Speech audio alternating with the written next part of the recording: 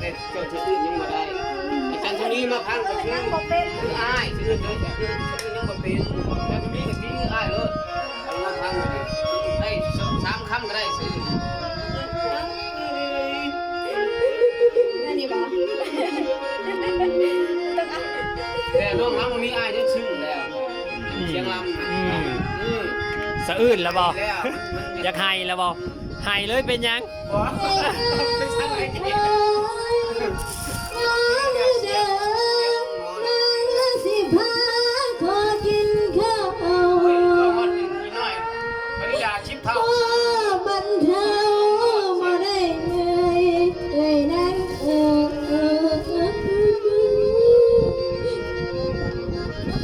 มันสมันโกรธนะเนาะมันสุดโกรธเลยนะยามมือเดิมนางสิพาขอกินข้าวบันเทาบ่ได้เหนื่อยเลยนั่ง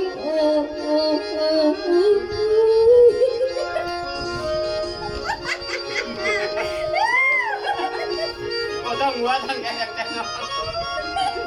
ตั้งใจเอาซื้อ2 คำกับพ่อไหมเอาไม่ต้องหัวตั้งใจนางสิพาขอกินข้าวพ่อบันเทาบ่ได้เหนื่อยเลยนั่งเอาลงนี่ก็ได้นั่นนี่ก็ได้ไหมผิดพลาดไปเอาต้องได้มาดียังจะซื้ออื่นก็ได้โอเคเอาไปเลยต่อไป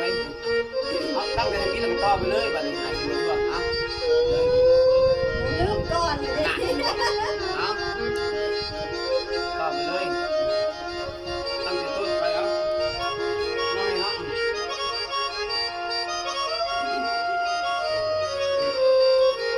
เอาไปกันเอาไป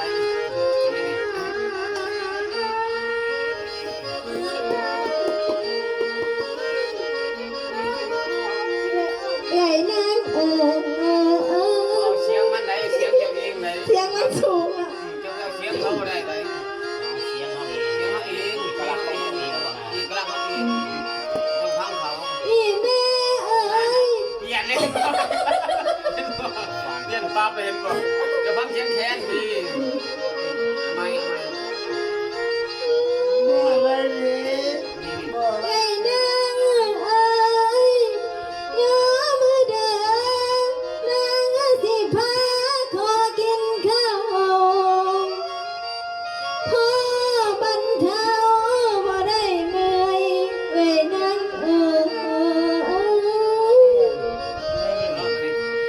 อีแม่งานได้ยังบอกมันสูงหลายแหวนเอาเสียงเอง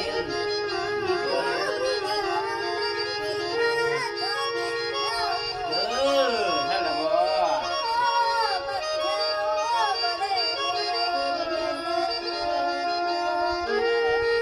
บ้านโจ้เรียกว่าความสัมพันธ์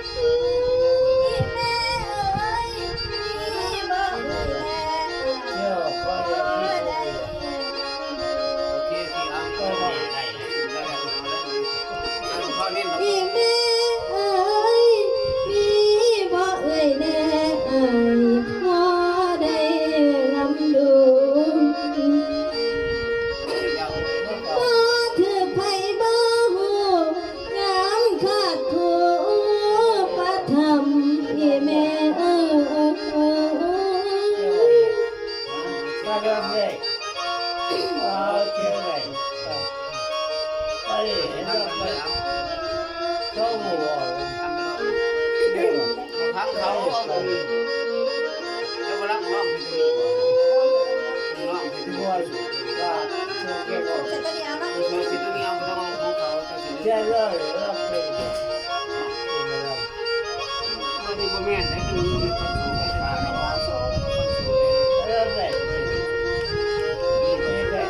มันยิงมาใส่แล้วก็เก่งของยิงเอ๊ะ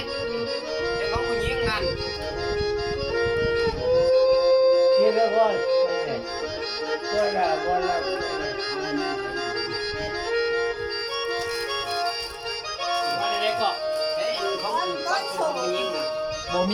าน่ะ โอ้มีอะไรโอ้ย อย่าว่าเปลี่ยนเอาก็เปลี่ยนเอาโอ้ยเปลี่ยนแต่สื่อกับผู้ชายก็เป็นยิงกับโบลอกโอ้โนซา ก้อนโฉมของเจ้านั่นนี่นะ เนี่ยเราเลย ได้หรือว่าก่อนนี่นะ สุกแค่เนื้อ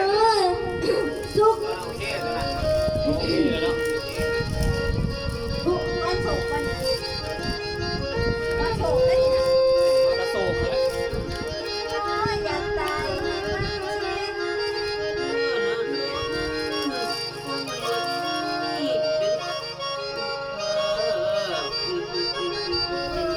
เช็ด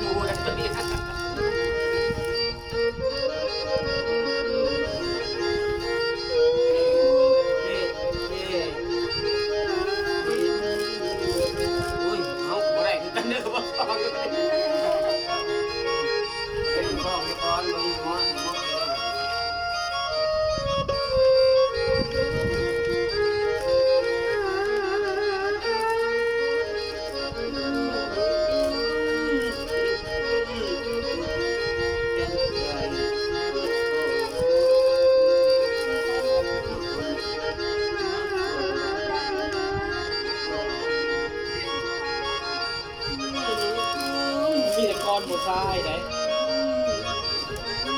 มีแต่ก้อนบัวทรายเขาเตะในสมุนทรายเนาะ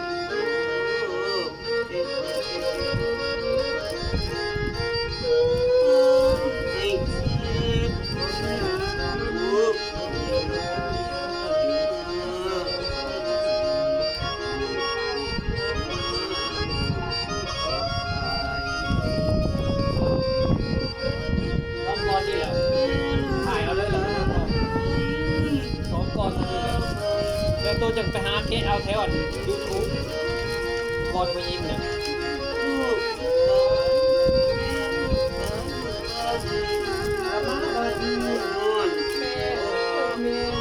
สบายดีตานี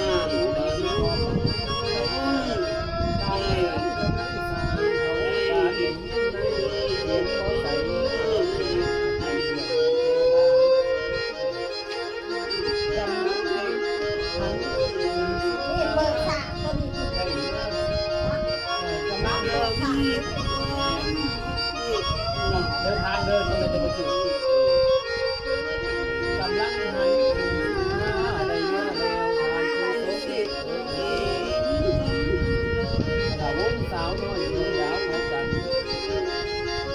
กำลังหันไปสู่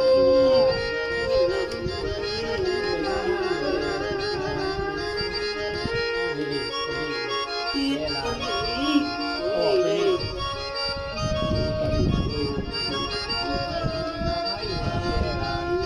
สาวน้อยดวงดาวเขากันกำลังหันไปสู่ท่าเลยนะกำลังหันไปสู่ท่าโอ้ยสมบูรณ์แรงมากเป็นทีมเป็นทีมต่อไปหนุนเพราะท่านดังทางผู้พังหัวเสียวันเป็นน้ำไม่ใช่ดีการทำไว้เสียก่อนวงหน่อไม้เปลี่ยนละขอหาคุณยายเป็นหลานน้อย